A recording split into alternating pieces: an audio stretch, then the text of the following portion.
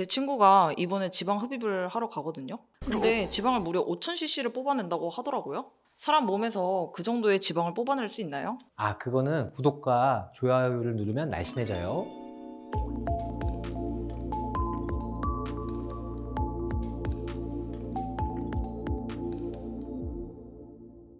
안녕하십니까. 지방흡입연구소 김현승 소장입니다. 제가 그동안 정말 많은 환자분들을 만나 뵈었는데 정말 많은 분들이 대용량 지방흡입에 대한 질문을 해주세요. 인터넷 검색을 조금만 해봐도 몇 cc 추출한다고 하는 그런 병원들이 많은데 대용량 지방흡입에 대한 정보도 상당히 많고요. 보통 대용량 지방흡입이라고 하면 총량은 5000cc 이상, 그리고 순수지방량은 4000cc 이상을 뽑아내는 수술이라고 말씀드릴 수가 있습니다. 그런데 병원에서 말하는 대용량 지방 흡입은 과연 진짜인지 저희가 그 부분을 살펴보겠습니다.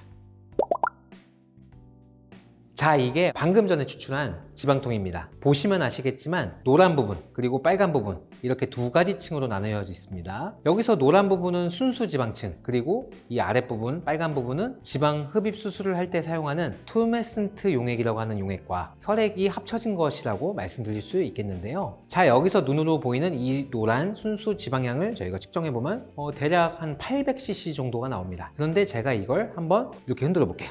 이렇게 흔들고 나면은 이게 섞이면서 두 개로 나눠져 있던 층이 점점 사라지고 시간이 지남에 따라서 다시 아까처럼 노란 층과 빨간 층으로 다시 나뉠 겁니다. 지금 이 상태에서 추출된 지방량을 측정해보면 대략 한 1000cc 정도가 나오죠. 아까는 800cc였는데 지금은 한 1000cc 정도로 보일 수가 있습니다. 그래서 순수 지방량의 투메센트 용액 그리고 혈액이 포함되어 있는 이 전체 총량이라고 할 수가 있죠. 쉽게 말해 지방량은 층이 지지 않는 상태에서 측정했냐 아니면 층이 나뉘어 있는 상태에서 측정했느냐에 따라서 800cc가 될 수도 있고 1000cc가 될 수도 있는 것이죠. 그런데 그렇다고 해서 투메슨트 용액의 양을 적게 주입하면 더 많은 지방을 뽑아낼 수 있냐? 그건 아닙니다. 오히려 혈액의 출혈량만 더 많아질 수가 있다는 겁니다. 투메센트 용액이 지방 세포 속으로 안쪽으로 집어넣고 지방 세포 안으로 들어가는 10분에서 15분 그 시간이 지나면은 지방층을 두텁게 해줘서 지방 흡입을 안전하게 해주고 혈관을 작게 만듦으로써 출혈을 적게 하는 그런 역할이 매우 중요합니다.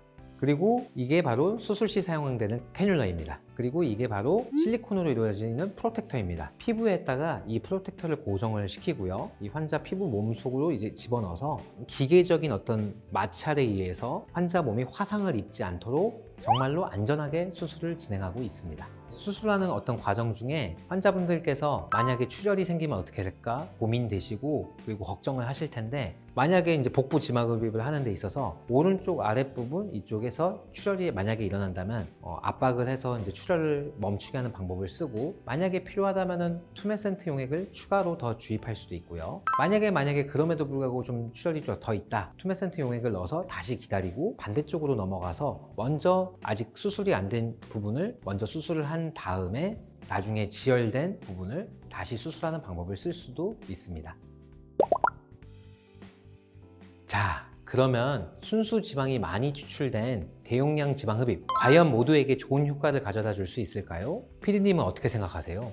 당연히 많이 뽑힐수록 좋은 것 아닌가요? 대부분의 분들은 많이 뽑을수록 좋을 거라고 생각하시는데요. 현직 의사로서 말씀드리자면은 아닌 부분이 존재합니다. 많이 뽑으면 대부분 좋아지지만 좋아지는 피부가 있고 어떤 늘어지거나 아니면 튼살이 많거나 아니면 어떤 특수 상황, 예를 들면은 맹장 수술을 했던 분은 거기가 피부가 들어가 있는데 그 부분을 많이 뽑으면은 오히려 더 유착 부위가 더 들어가 버립니다. 그 피부를 보고 결정하는 게 가장 낫습니다. 원장님, 근데 많이 뽑아달라고 하시는 환자분들도 있지 않나요? 제가 최근에 만난 허벅지 안쪽이 굉장히 늘어진 분이 있었는데 그분은 정말로 그냥 딱 봐도 처져 있어요. 그래서 원래는 처음에 피부절개술로 같이 해서 수술을 하자고 제안을 했지만 그분은 상처가 길게 남는 게 상당히 무섭다고 하셨고, 그렇다면은 단계별로 뽑는 방법을 씁시다라고 제가 말씀드렸습니다. 아래쪽 깊은 곳부터 70%를 뽑고요. 한 3, 4개월 지난 후에 나머지 30% 또는 20%를 뽑는 어떤 그런 방법들을 제안을 드렸고 상당히 만족을 하셨죠. 한 번에 많이 뽑든 아니면 단계별로 뽑는 어떤 그런 방식들도 존재를 하기 때문에 너무 걱정하실 필요는 없습니다. 그런데 지방흡입은 단순히 살을 빼주는 게 아니라 몸에 어떤 선을 만들어주는 과정이라 생각하시면 됩니다. 허벅지 또는 팔뚝 또는 뱃살에 울퉁불퉁하게 튀어나와 있는 부분이라든지 근육이 많이 튀어나와서 근육만 많이 깎아주고 근육과 근육 사이에 있는 부분은 좀 남겨줌으로써 소위 뼈팔뚝이라고 부르죠. 그런 몸의 굴곡을 없애드리고 있습니다. 자, 오늘은 대용량 지방 흡입에 대해서 진실을 속속들이 파헤쳐보는 시간을 가졌습니다. 여름이 다가옵니다. 여자분들 저한테 계속 얘기하시는 거는 나 나시 입고 싶어요. 제발 비키니 입고 싶어요. 이런 말씀 저한테 정말 많이 해주시는데 그런 마음은 충분히 이해하지만 무조건 많이 뽑아내는 대용량 지방 흡입보다는 내 몸에 맞는 지방 흡입 수술을 진행하셨으면 좋겠습니다. 피디님 친구분께도 꼭 말씀드려주세요. 자, 그럼 감사합니다.